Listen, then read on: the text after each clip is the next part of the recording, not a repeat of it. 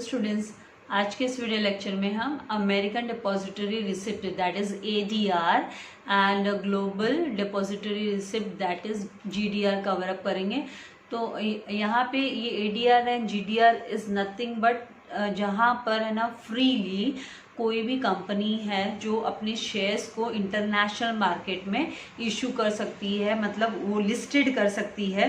तो जब direct listing नहीं हो पाती है किसी भी कंपनी के शेयर्स की, तो via in short via ADR and GDR ये जो कंपनीज हैं वो अपने शेयर्स को मार्केट तक, इंटरनेशनल मार्केट तक पहुंचा सकती है। तो इसी के बारे में डिटेल में स्टडी करेंगे। तो यहाँ पे in India the shares of public company are listed. Yes, सारे एवरी पब्लिक कंपनी, हर एक पब्लिक कंपनी शेयर इशू करती है। और ये जो शेयर्स होते हैं वो लिस्टेड, वो उनकी लिस्टिंग होती है, वो जो स्टॉक मार्केट है वहाँ पे लिस्टेड होते हैं एंड वहाँ पे उनकी ट्रेडिंग भी होती है। ट्रेडेड मतलब यहाँ पे कैसे होता है कि जैसे यहाँ पे बहुत सारे कॉन्सेप्ट्स है जहाँ पे वो बाय एंड सेल का कॉन्सेप्ट चलता है शेयर्स का। यहाँ पे कोई प्रोडक्ट्स नहीं होते हैं, यहाँ पे शेयर्स की ट्रेडिंग एंड बाइंग होती है कंपनी के शेयर्स की। तो जहाँ वेरियस स्टॉक एक्सचेंज जिसमें लोग यूज करते हैं, जैसे बॉम्बे स्टॉक एक्सचेंज हुआ, नेशनल स्टॉक एक्सचेंज हुआ, राइट, मद्रास स्टॉक एक्सचेंज हुआ। तो बहुत सारे स्टॉक एक्सचेंजेस होते हैं जहाँ पे है ना कोई भी कंपनी जो इंडियन कंपनी है वो Indian market, Indian share market का यूज करने के लिए बीएसई एंड एनएसई का यूज करती है। अगर लेकिन उनको अगर है ना इंटरनेशनल मार्केट में अगर अपने शेयर्स को की ट्रेडिंग करनी है और शेयर्स को लिस्टिंग करवाना है तो क्या कर सकते हैं। अभी क्यों है ना इंटरनेशनल मार्केट में करना है, तो उसके लिए अभी हम वी ऑल नो कि अभी है ना लिबरलाइजेशन पॉलिसीज चलती है, फ्री इकोनॉमी पॉलिसी जिसको हम बोलते हैं, ग्लोबलाइजेशन का समय है जहाँ पे ना बाउंड्री लेस बिजनेस होता है। मतलब है ना आपको बाउंड्री को कंसिडर नहीं करना है और बिजनेस को एक्सपैंड करना है। तो with the adoption of free economic policy, तो जब से फ्री इकोनॉमिक पॉलिसी जो 1991 में फ्री इकोनॉमिक पॉलिसी आई थी, इकोनॉमिक्स में आपने स्टडी किया होगा, तो वहां से और जो ग्लोबलाइजेशन की वजह से मतलब आप है ना बाउंड्री लेस बिजनेस कर सकते हो। तो उसी तरीके से अगर आप दूसरे जो एक्सपोर्ट इंपोर्ट प्रोडक्ट्स के होते हैं वो बिजनेस हो सकता है, तो उसी तरीके से सेम वे में है ना शेयर्स की भी बाउंड्री लेस ट्रेडिंग हो सकती है। तो ये है ना यहाँ पे after this adoption of free economic policy and due to globalisation जो इंडियन कंपनीज हैं उन्होंने अपने शेयर्स को है ना लिस्टिंग किया है एंड उनकी ट्रेडिंग स्टार्ट की है फॉरेन स्टॉक एक्सचेंजेस में भी, फॉरेन मार्केट्स में भी, स्टॉक एक्सचेंज में जहाँ पे शेयर्स की ट्रेडिंग, स्टॉक एक्सचेंजेस जहाँ पे शेयर की ट्रेडिंग होती है, जहाँ बाइंग एंड सेलिंग होती है। तो यहाँ पे जो एग्जाम्पल में दिया हुआ है कि लाइक न्यूयॉर्क स्टॉक एक्सचेंज जो अमेरिका का न्यूयॉर्क स्टॉक एक्सचेंज और national association of securities dealer automated quotation, उसको जो नेस्डैक बोलते हैं हम, तो वहां पे भी वो अपने जो शेयर्स है, इंडियन कंपनी भी अपने शेयर्स को लिस्टिंग करवा सकती है वहां पे और वहां पे ट्रेडिंग स्टार्ट कर सकते हैं। तो ये करने के लिए to list shares on these stock exchanges. अब इन स्टॉक एक्सचेंजेस में अगर उनको ट्रेडिंग करवानी है अपने शेयर्स की, तो कंपनी को बहुत सारे रूल्स एंड रेगुलेशंस फॉलो करने पड़ते हैं, उनको बहुत सारे पॉलिसीज को फुलफिल करना पड़ता है, उनके जो स्टॉक के रूल्स एंड रेगुलेशंस है उनको फॉलो करना पड़ता है। तो अगर कंपनी अगर वो कंप्लीट नहीं कर पाएगी, the policies of these stock exchanges are different, ये डिफरेंट होते हैं, हमारे इंडियन स्टॉक एक्सचेंज से अलग होते हैं। तो अगर आपको है ना मतलब लिस्टिंग नहीं, अगर आपको डायरेक्ट लिस्टिंग नहीं करवा सकते हो, अगर फॉरेन मार्केट में, फॉरेन स्टॉक एक्सचेंज में डायरेक्ट लिस्टिंग नहीं करा सकते, तो हम वाया इनडायरेक्टली भी उसकी लिस्टिंग हो सकती है। वाया जैसे मैंने आपसे कहा American depository receipt and global depository receipt के थ्रू हो सकती है। तो ये एक तरीके का एक्नॉलेजमेंट, ये इसके बारे में आगे डिटेल में स्टडी करेंगे। Therefore those Indian companies which can not list there shares directly, जो है ना इनकैपेबल हो जाती है, जो कैपेबल नहीं हो पाती है, जो है ना कॉम्प्लाई नहीं कर पाते रूल्स एंड रेगुलेशंस को फुलफिल नहीं कर पाती है, तो वो क्या कर सकते हैं, दे गेट लिस्टेड इनडायरेक्टली। तो फिर वो अपनी कंपनी के शेयर्स की को इनडायरेक्टली लिस्टिंग करवा सकते हैं यूजिंग एडीआर एंड जीडीआर। जैसे मैं आपको पहले ही स्टार्टिंग में बोल चुकी कि एडीआर और जीडीआर क्या है। तो यहाँ पे एडीआर एंड जीडीआर आर, ये क्या होता है, आर डॉलर और यूरो डिनोमिनेटेड इंस्ट्रूमेंट है। यहाँ पे अभी जैसे फॉरेन कंट्री है, फॉरेन कंट्री में आपको कोई भी बाइंग परचेसिंग जो भी करना है तो वो है ना डॉलर्स एंड यूरो में होता है। तो यहाँ पे जो इंस्ट्रूमेंट यूज होता है वो डॉलर एंड यूरो बेसिस के रहते हैं, instrument traded in USA and Europe stock exchange में। तो इंडियन कंपनी क्या करते हैं, इंडियन कंपनी इशू करती है shares to an intermediary. Intermediary मतलब बीच में, जैसे हम बोलते हैं ना सेल्समैन कैसे बीच में होता है, होलसेलर एंड रिटेलर के बीच में सेल्समैन होता है प्रोडक्ट्स को सेल करवाने के लिए, तो सेम वे में यहाँ पे है ना इंटरमीडियरी मतलब मिडल पर्सन यूज करते हुए, जिसको हम यहाँ पे डिपॉजिटरी बोलते हैं। यहाँ पे शेयर्स की लिस्टिंग में डिपॉजिटरी वर्ड यूज किया गया कि इंटरमीडियरी कौन है, डिपॉजिटरी है। तो ये जो है डिपॉजिटरी, ये कौन होते हैं, bank of New York, Citigroup etcetera act as a foreign depository bank. तो ये काम करते हैं, ये जो बैंक्स हैं, जो न्यूयॉर्क बैंक हुई, सिटी ग्रुप बैंक हुई, जो फॉरेन बैंक्स हैं, ये डिपॉजिटरी का काम करती है। ये बैंक्स है वो डिपॉजिटरी का काम करती है। तो क्या करेगी ये दीज डिपॉजिटरी बैंक, ये बैंक्स क्या करेगी, आपको इश्यू करेगी एडीआर एंड जीडीआर। आपको ये एक्नॉलेजमेंट होता है एक तरीके का, आपको एडीआर एंड जीडीआर इश्यू करेगी टू इन्वेस्टर्स को, जो मान लो किसी कंपनी में पैसा लगाना चाहते हैं, अगर फॉरेन के लोग अगर इंडियन कंपनी में पैसा लगाना चाहते हैं, ठीक है, तो है ना ये जो बैंक्स है New York and city group bank, ये क्या करेंगे, ये एडीआर एंड जीडीआर जो डिपॉजिटरी बैंक्स है वो क्या करेंगे, एडीआर एंड जीडीआर इश्यू करेंगे अगेंस्ट दी शेयर्स, वो शेयर्स के अगेंस्ट। ये एक तरीके से जैसे आप कैसे फीस भरते हो अपने कॉलेज का, आपको एक्नॉलेजमेंट मिलता है कि आपने फीस भर दिया, सेम वैसे यहाँ पे भी इनके ट्रेडिंग होने के, जब ट्रेडिंग होती है फॉरेन मार्केट में इंडियन शेयर्स की ट्रेडिंग होती है, तो वहां पे इन्वेस्टर्स को वो लोग एडीआर एंड जीडीआर प्रोवाइड करते हैं, डिपॉजिटरी बैंक्स प्रोवाइड करते हैं। ये इंटरमीडियरी का काम करती है, मतलब मिडिल पर्सन का काम करती है बैंक्स, यहाँ पे foreign banks. Okay, so the ADR and GDR represent fixed number of shares. तो यहाँ पे ये इनमें ना फिक्स नंबर ऑफ शेयर्स दिए होते हैं,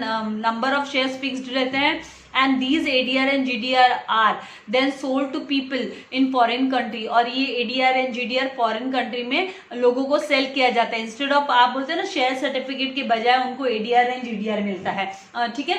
सो the ADR and GDR are traded like a regular shares, जैसे हम कैसे रेगुलर शेयर्स को बेचना और खरीदना होता है शेयर मार्केट में होता है, ये Bombay stock exchange, national stock exchange में ये ट्रेडिंग, जिसको ना इंट्राडे ट्रेडिंग बोला जाता है। तो ये ट्रांजैक्शन जैसे हम कैसे ग्रोसरी शॉप में जाके सामान खरीदते हैं, राइट, एक पर्सन बेच रहा और एक खरीदा, तो उसी तरीके से शेयर्स को भी बेचा और खरीदा जाता है, तो वो इंट्राडे ट्रेडिंग होती है। तो इसी तरीके से ये एडीआर एंड जीडीआर भी ट्रेडेड होते हैं, इनकी भी ट्रेडिंग होती है लाइक अ रेगुलर शेयर्स।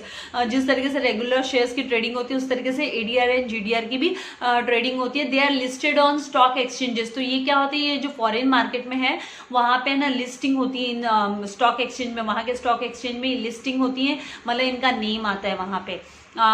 अगर आपको ऐसे इसके बारे में थोड़ा सा ऐसे एक्स्ट्रा ऐसे नॉलेज चाहिए तो आप कभी है ना CNBC आवाज ओपन करके देखिए, वहां पे आपको दिखाई देगा कि नेशनल स्टॉक एक्सचेंज NSE और BSE के जो शेयर्स की स्क्रिप्ट है ना वो चलती रहती है कि कौन सी कंपनी का शेयर कितने रेट्स चल रही है, क्या चल रही है। तो मतलब वहां पे मतलब वो ट्रेडिंग हो रही है तभी तो अप एंड डाउन रेट्स चलते रहते हैं। ग्रीन एंड रेड उसमें आपको दिखाई देगा, रेड है तो मतलब है ना डाउन चल रहा है शेयर का रेट, ग्रीन है तो मतलब अपर चल रहा है, हाई चल रहा है। तो इस तरीके से आप वहां से भी चेक कर सकते हो कि क्या होता है ये शेयर मार्केट, तो वहां पे वो ट्रेडिंग होती है उनकी।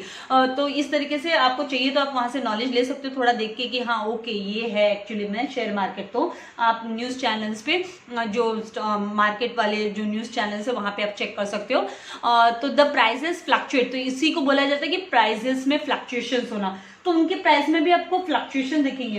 कभी 10 मिनट का टाइम निकाल के है ना देखो, जरूर देखो, तो उससे आपको है ना नॉलेज हो जाएगा कि ओके ये ऐसा होता है। मतलब जैसे आप बाजार में सब्जी खरीदने जाते हो तो एक जन कितने भाव में दे रहा है, दूसरा बंदा कितने भाव में दे रहा है, वैसे कंपनीज अपने अपने शेयर होते हैं, उनके अलग अलग रेट्स होते हैं और उनमें भी अप्स एंड डाउन चलते रहता है, राइट। तो वो आप है ना फ्लक्चुएशंस, प्राइस में फ्लक्चुएशंस देख सकते हो depending on the demand and supply, किस तरीके की डिमांड है।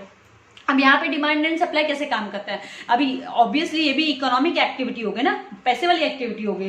तो जितनी डिमांड होगी मार्केट में जिस शेयर की, तो उसकी बोली उतनी ऊंची लगेगी, मतलब उसका रेट होगा उस शेयर का वो उतना ही हाई होगा। तो ये डिमांड पे डिपेंड करता है। और अगर किसी शेयर की डिमांड कम है तो और सप्लाई ज्यादा हो रहा है तो वहां पे उस शेयर की रेट डाउन होगी, राइट, क्योंकि खरीदार कम है मतलब सप्लाई ज्यादा हो रहा है। तो ये डिमांड एंड सप्लाई पे डिपेंड करता है प्राइस प्राइसेस का फ्लक्चुएशन होना भी, तो प्राइसेस भी फ्लक्चुएट होते हैं ऑन डिमांड एंड सप्लाई। अगर किसी शेयर की डिमांड बहुत ज्यादा हो जाती है तो वहां पे ना सर्किट लग जाता है। तो ये सब चीजें बहुत मतलब काफी आप धीरे धीरे जब भी आप इसमें अपना डेवलप करोगे माइंड, जैसे जैसे बड़े होगे तो जिसको इंटरेस्ट होगा देखेंगे मार्केट्स को देखेंगे तो उनको आइडिया लगेगी कि क्या चीज क्या होती है। तो यहाँ पे भी डिमांड एंड सप्लाई का खेल होता है। डिमांड एंड सप्लाई पे डिपेंड करता है शेयर्स के प्राइसेस भी, ठीक है। तो ये एडीआर एंड जीडीआर हमें फॉरेन एक्सचेंज, फॉरेन मार्केट में, सॉरी फॉरेन स्टॉक एक्सचेंज में, मतलब फॉरेन स्टॉक एक्सचेंज में कैसे शेयर्स की ट्रेडिंग करनी है उसमें हेल्प करता है। So both ADR and GDR are depository receipts हो गई। जैसे मैंने आपसे पहले कहा कि एक एक्नॉलेजमेंट होता है, जैसे आप फी काउंटर पे फीस भर रहे हो तो आपको कैसे एक्नॉलेजमेंट मिलता है कि भाई आपने फीस भर दी, इतनी इतनी फीस भरी है। तो सेम वैसे एडीआर और जीडीआर भी क्या है, डिपॉजिटरी रिसिप्ट है। बट ओनली डिफरेंस इज, और लेकिन इनमें क्या डिफरेंस है, इज द लोकेशन, इनकी लोकेशन में डिफरेंस है।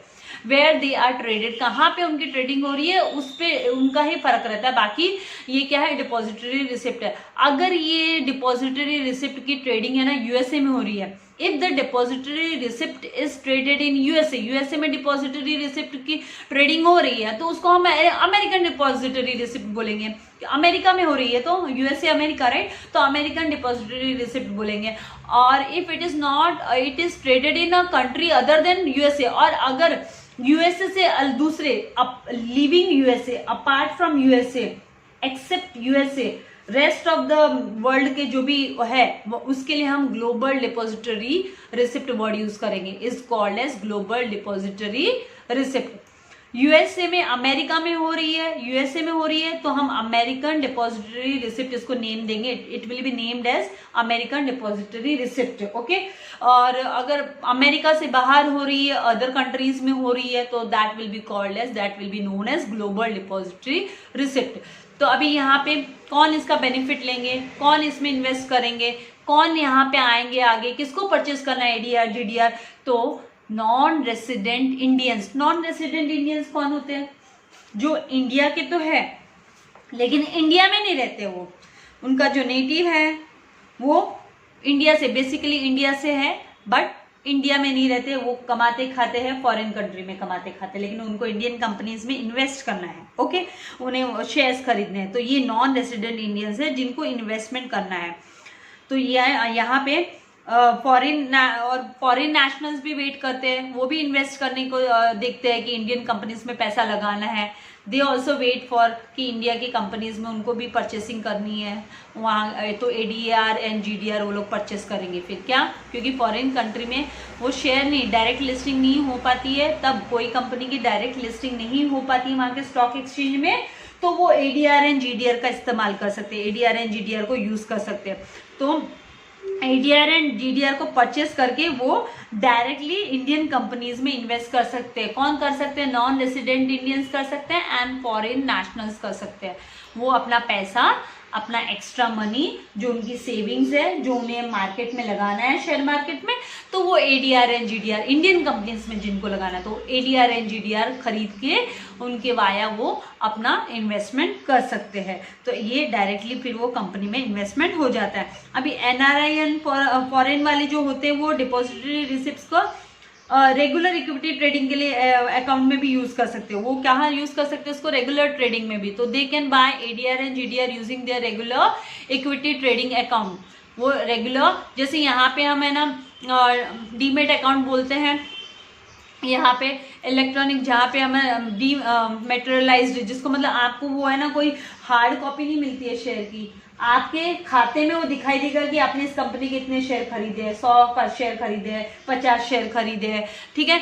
तो उसी तरीके से जो फॉरेन कंट्री में रहने वाले हैं वो लोग अपने जो उनका रेगुलर जो उन्होंने अकाउंट खोल के रखा होगा, राइट, जो अकाउंट लिंक करके रखा होगा उन्होंने शेयर मार्केट से बाइंग एंड परचेसिंग के लिए, मतलब ट्रेडिंग के लिए, तो वो वहां पर इनकी इक्विटी ट्रेडिंग अकाउंट में अपना वो बाइंग एंड सेलिंग कर सकते हैं, वो एडीआर एंड जीडीआर परचेस कर सकते हैं, ठीक है।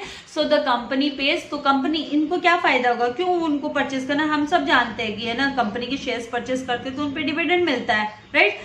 तो वो उनको जो डिविडेंड मिलेगा, द कंपनी क्या करती है, डिविडेंड पे करती है, लेकिन वो home currency to the depositories, depositor जिन्होंने जो किया है तो वहां की जो करेंसी है मतलब डॉलर में उनको देगी। Home currencies to the depository bank, depository bank को वो होम करेंसीज देगी अपनी, जैसे इंडियन रुपी मिलेगा उनको, एंड द डिपॉजिटरी बैंक उसको क्या करेगी फिर कन्वर्ट कर देगी, उसको कन्वर्ट कर देगी into the currency of investor. जैसे अमेरिका का है तो उसको डॉलर मिलना चाहिए वहां के रेसिडेंट को, वहां का जो भी है वहां का बंदा कोई खरीद रहा है शेयर्स को तो उन्हें क्या मिलना चाहिए, डॉलर मिलना चाहिए। तो क्या करेगी यहाँ की इंडियन कंपनी अपनी रुपीज देगी और जो डिपॉजिटरी बैंक है जो मतलब लिंक है ना इंटरमीडिएट होते हैं जो लोग, वो क्या करेंगे, वो बैंक्स क्या करेगी उसको कन्वर्ट कर देगी फॉरेन करेंसी में, वहां की करेंसी में, तो डॉलर में, यूरो में, अगर यूरोपियन कंट्रीज में तो यूरो में, तो वो कन्वर्ट करके फिर इन्वेस्टर को वो डिविडेंड उनको मिल जाएगा, पे कर देगी वो डिपॉजिटरी बैंक पे कर देगी। तो यहाँ पे एज अ मिडल मैन काम करते हैं डिपॉजिटरी बैंक।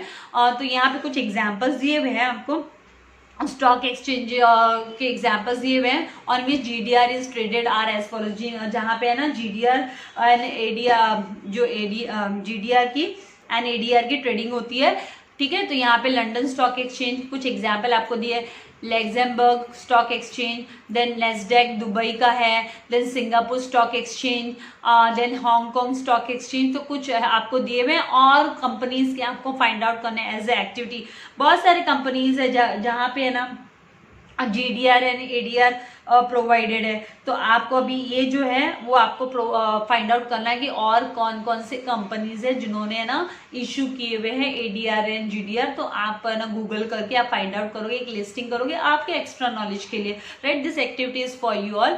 आई होप आपको ये वीडियो लेक्चर में ये जो American depository receipt ADR and GDR का जो कॉन्सेप्ट है वो क्लियर हो गया। अगर इससे रिलेटेड आपको कोई भी डाउट हो तो आप मुझे कमेंट बॉक्स में लिख सकते हो। अगर अभी तक आपने मेरे चैनल को सब्सक्राइब नहीं किया तो प्लीज़ डू सब्सक्राइब इट, अपने फ्रेंड्स के साथ एंड रिलेटिव्स के साथ शेयर करना मत भूलिएगा, because one step for good work, right. Because सब बच्चों तक पहुंचना चाहिए, जिनको इसकी ज़रूरत है उन तक ये चैनल पहुंच जाना चाहिए। इसके लिए आपको इसे फॉरवर्ड करना है लिंक को, और वीडियो को लाइक करना मत भूलिएगा। Thank you very much, God bless you all dear students.